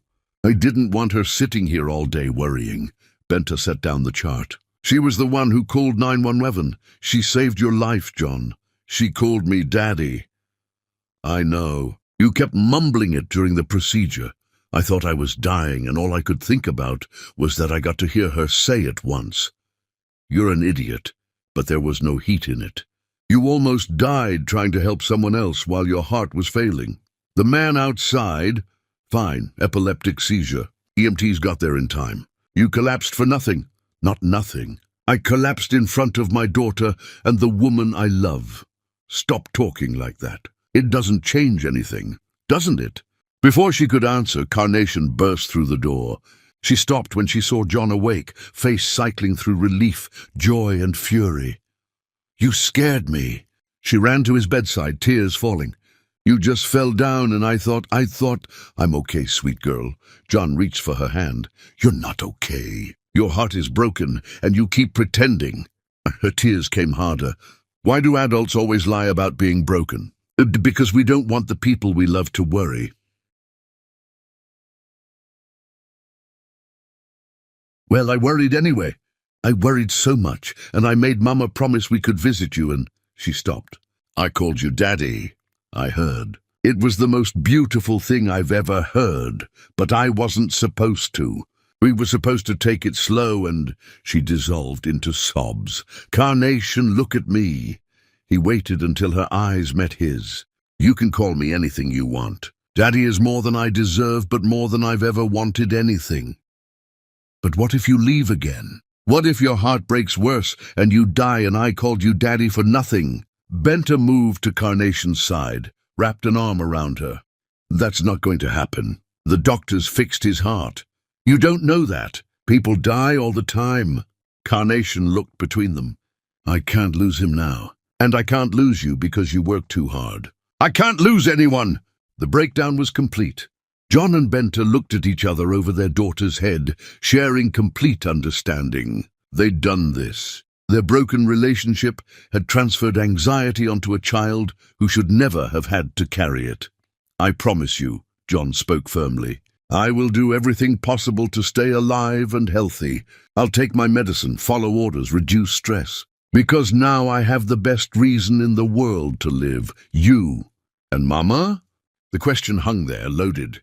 Carnation looked up at Benter. Do you love John, Mama? Really love him? Carnation, that's not fair. It is. It's the most fair question ever. She pulled away, standing between them like a tiny judge. I've been watching you. The way you look at each other. The way Mama kept that rose, even though she threw the others away. The way you almost cried, Mama, when he said he loved you. You were supposed to be asleep. I was worried. I was listening. Carnation's voice rose. I heard John say he loves you, and I saw your face, Mama. You wanted to say it, but were too scared. Benter stood frozen, exposed. John watched the war happening behind her eyes. Benter started, stopped. It's complicated, Flower. No, it's not. Carnation's certainty was absolute. You either love someone or you don't. And if you love them, you fight for them. Hearts and relationships are different. They're exactly the same. Carnation stamped her foot. I'm 7, and I know this. Why don't you? Because I'm scared! The admission burst from Benter, terrified of trusting him again and having him hurt us. Terrified of opening my heart and finding out it was too damaged to heal. But what if it doesn't collapse? Carnation took her hands. What if it works? What if we could be happy? Don't you want that? Of course I want that. Then why are you fighting it? Benta looked at John, and for the first time since the divorce, he saw her completely vulnerable. What if you change your mind? She whispered. What happens to Carnation then? Then she'll have learned that sometimes love means trying even when it's hard. John sat up despite the pain.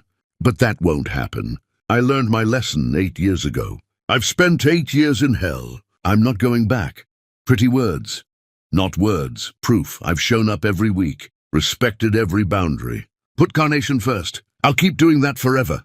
He held out his hand. I'm not asking for forgiveness. I'm just asking for a chance to prove I'm not that man anymore. Carnation moved between them, took both their hands. I'm asking too, Mama, please, let's try being a real family. What if we fail? Benta's tears fell. Then we'll have tried. That's better than wondering forever.